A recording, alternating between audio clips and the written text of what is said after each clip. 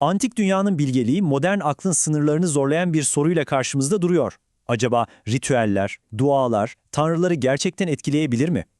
Gelin bugün yeni Platoncu filozof Iambrikis'un bu derin soruya Mısırlıların, Keldanilerin ve Asurluların Gizemleri Üzerine adlı eserinde nasıl bir cevap verdiğini birlikte keşfedelim. Aslına bakarsanız bu metin kendi başına duran bir eser değil. Bu, döneminin en parlak zihinlerinden biri olan filozof Porfiri'nin sorduğu bir dizi şüpheci soruya verilmiş çok katmanlı bir yanıt. Yani karşımızda adeta felsefi bir diyalog, bir akıl mücadelesi var. İşte her şey tam da bu soruyla başlıyor. Porfiri'nin bu temel sorusu mantığı inançla karşı karşıya getiriyor ve Amblikus'un çözmeye çalıştığı o devasa felsefi düğümü gözler önüne seriyor. Binlerce yıldır yankılanan bir soru bu. Evet, yolculuğumuzun ilk bölümü filozof Porfiri'nin bu mantıksal şüpheleriyle başlıyor. Çünkü bu metnin doğuşuna zemin hazırlayan şey tam olarak bu sorgulamalar. Yalnız Porfiri'yi yanlış anlamamak lazım. Onun derdi alay etmek falan değil. Tam tersine bu maddi ritüellerin, yani bu dünyadaki eylemlerin maddi olmayan aşkın tanrıları nasıl etkileyebildiğini gerçekten anlama arzusundan kaynaklanıyordu bu sorular. Aklının sınırları içinde bir cevap arıyordu. Iamblikus'un metni ise sadece bir cevap değil, bundan çok daha fazlası. Aynı zamanda bambaşka bir bilme biçimine, yani saf insan aklını aşan bir yola rehberlik etme amacı taşıyor. Bize sanki anladığımızdan çok daha derin bir gerçeklik katmanı olduğunu fısıldıyor. Peki, Iamblikus'un bu ritüellerini anlamak için önce ne yapmamız lazım? Onun içinde yaşadığı kozmosu, yani evrenin haritasını bir anlamamız gerekiyor. Gelin bu ilahi hiyerarşiyi en tepeden, en temelden kurmaya başlayalım. Amblikus'un sisteminde piramidin en tepesinde tanrılar var. Onlar her şeyin ötesinde sabit ve mutlak bir mükemmelliği temsil ediyorlar. Evrenin temel ilkeleri gibiler. Peki, tanrıların bu mutlak, saf mükemmelliği bize, yani ölümlü dünyaya nasıl ulaşıyor? İşte tam bu noktada hiyerarşinin bir alt katmanı devreye giriyor. Baş melekler ve melekler. Onlar, tanrıların o saf ışığını bize taşıyan elçiler, ilahi gücün kanalları gibiler. Ve bu ilahi kozmos haritasını tamamlarken farklı seviyelerde ruhsal zeka ile dolu bir evrenle karşılaşıyoruz.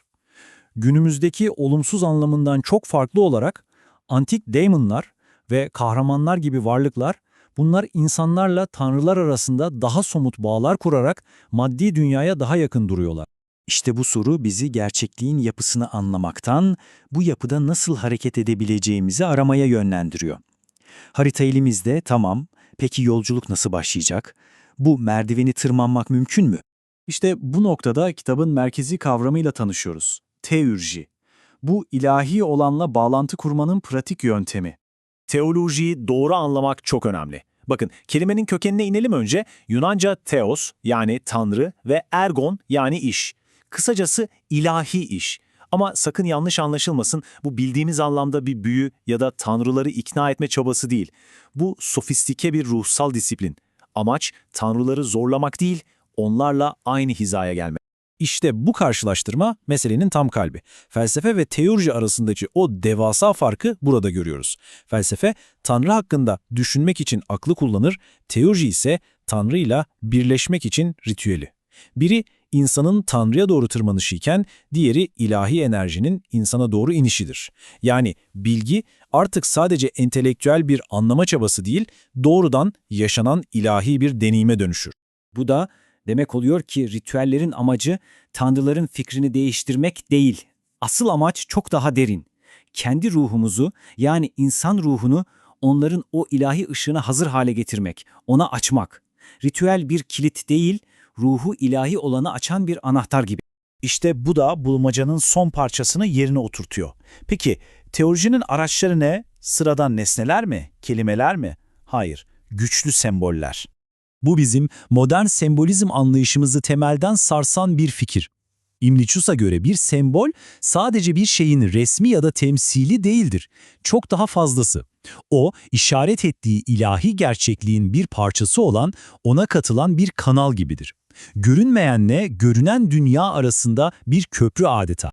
Mesela gelin şu lotus çiçeği örneğine bakalım. Neden lotus? Çünkü çamurun içinden çıkıp o saf, lekesiz haliyle yükselmesi. İşte bu ilahi aklın maddi dünyada nasıl saf bir şekilde yükseldiğini sadece anlatmıyor, onu gösteriyor. Sembolle temsil ettiği şey arasında bir özdeşlik var. Ya da şu gemi örneği, bir gemide yelken açan bir tanrı figürü ne anlama geliyor? Bu maddi dünyanın o kaotik, dalgalı denizinde ilahi gücün nasıl bir dümen olduğunu, nasıl düzen ve yön verdiğini simgeliyor. Gördüğünüz gibi fiziksel bir görüntü, metafizik bir gerçeği anlamamıza aracı oluyor. Zaten Amlikus'un kendi sözleri de bunu çok net ortaya koyuyor. Bu sembolik dil bir insan icadı değil, ilahi bir vahiy. Tanrıların insanlıkla iletişim kurmak için kurduğu bir köprü. Ve böylece bu yolculuğun sonunda aklımızda o büyük soru kalıyor. Gerçek bilgi sadece aklımızın sınırları içinde bulabildiklerimizden mi ibaret? Yoksa aklı aşan, onun ötesinde yatan bir gerçeklikten de bir şeyler öğrenebilir miyiz? Aklın sınırları acaba gerçekliğin sınırları mıdır? İşte bu soru bugün bile üzerinde düşünmeye değer.